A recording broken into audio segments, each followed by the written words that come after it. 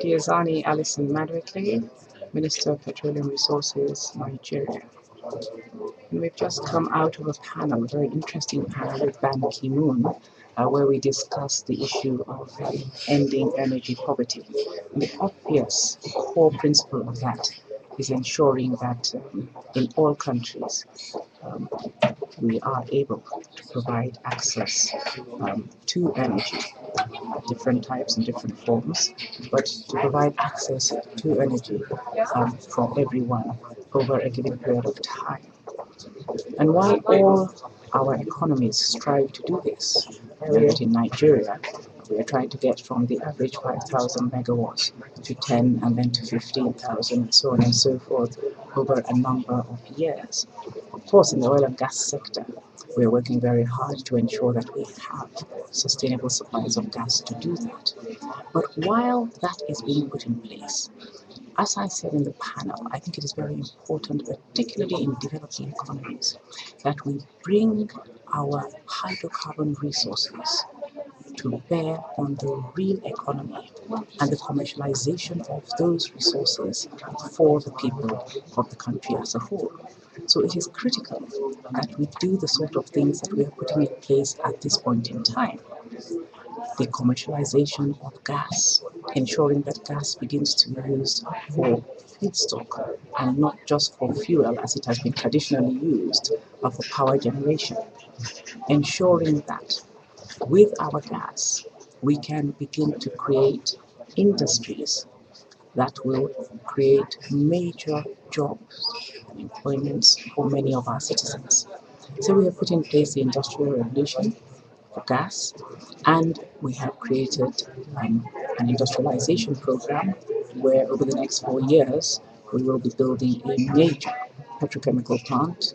two major fertilizer plants, 5 discrete blending plants, an LPG distribution plant, and a methanol plant. This means that Nigeria will become the regional hub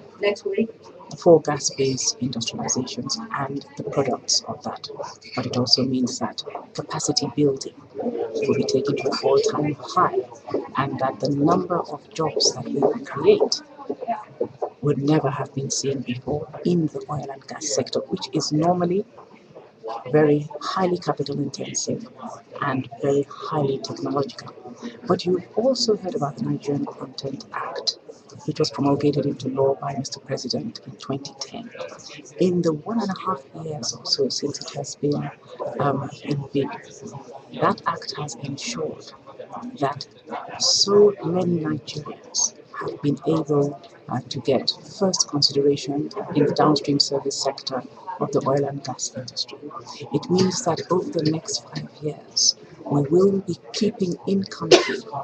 at least 10 of the $20 billion that was going out of the country annually to bring in service components for the oil and gas industry. So as we speak, fabrication yards, pipe mills, pipe mill laying, fabrication, dockyards, and other areas of the service sector, creating components for the service sector are springing up in Nigeria. Nigerians at all levels of the service sector supplies are setting up indigenous businesses to come into the downstream service sector of the oil and gas industry, which is also a first for us. I think that beyond that and beyond the expanse